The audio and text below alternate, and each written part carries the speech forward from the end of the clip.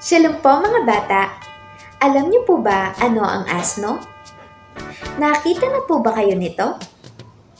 Alam niyo po bang ito rin ang sinakyan ni Jesus nang siya'y papunta sa Jerusalem? Bakit kaya ito ang kanyang nasakyan? At sino si Jesus? At bakit kailangan natin siyang igalang?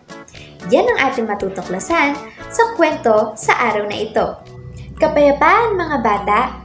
Halina at samahan niyo akong alamin ang kwento tungkol sa ang hari at ang asno na mababasa sa Matthew chapter 21, verse 1 to 11. Mga bata, habang kasama ng Panginoong Kristo Jesus ang kanyang mga alagad, minsan sila ay naglakbay papuntang Jerusalem.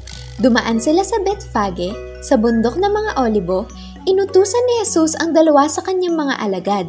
Pumunta kayo sa susunod na nayon at makikita nyo kaagad doon ang isang babaeng asno na nakatali, kasama ang kanyang anak. Kalagan nyo ang mga iyon at dalhin sa akin. Kapag may nagtanong sa inyo, sabihin nyo kailangan iyon ng Panginoon at ibibigay niya agad ang mga iyon sa inyo. Sa gayon, natupad ang sinabi ng propeta. Sa lungsod ng Sion ay ipahayag nyo, tignan mo, ang iyong hari ay dumarating. Siya'y mapagkumbaba. Masdan mo't siya'y nakasakay sa isang asno at sa isang bisiro na anak ng asno. Lumakad nga ang mga alagad at ginawa ang inutos ni Jesus. Natagpuan nila ang asno na nakatali sa labas ng isang bahay sa tabi ng kalsada at kanilang pinakawalan. At habang sila'y pinapalaya, ito'y sinabi ng may-ari, "Bakit niyo pinapalaya ang asno?" At sumagot sila, "Panginoon, ang nangangailangan nito." Dinala nila kay Jesus ang asno at ang anak nito, at isinapin sa likod ng mga ito ang kanilang balabal, at sumakay si Jesus. Maraming naglatag ng kanilang balabal sa daan. Mayroon naman pumutol ng mga sanga ng kahoy, at ito'y inilatag sa daan.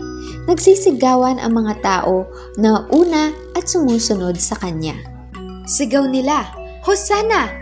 Pinagpala ang dumating sa pangalan ng Panginoon, ang Hari ng Israel."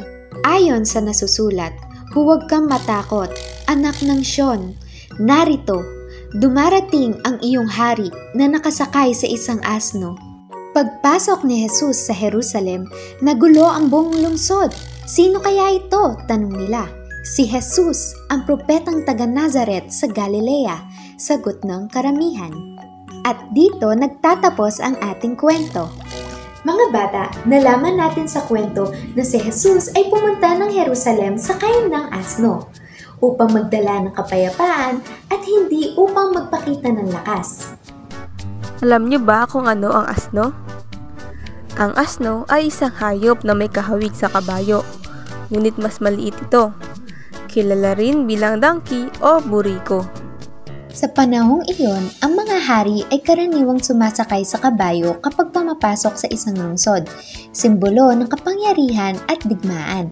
Pero ang pinili ni Jesus na isang hari ay isang asno upang ipakita ang kanyang kababaang loob, kaamuan at kapayapaan. Ano-ano pa ang aral ng kwento na dapat nating matutunan? Una, maging mapagkumbaba. Si Jesus ay sumakay sa isang asno. Pinapakita nito na hindi kailangan magmalaki o magyabang para maging espesyal. Ang pagiging maamo, mapayapa at mapagkumbaba ang tunay na mahalaga na dapat din nating ugaliin. Si Kristo ay hari na dapat igalang at paglingkuran. Si Kristo ay isang hari na dapat nating igalang at paglingkuran. Kaya tuwing may pagsamba sa Kanya, dapat natin itong paghandaan at pahalagahan.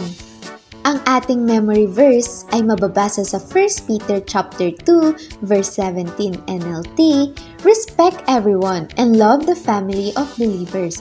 Fear God and respect the King."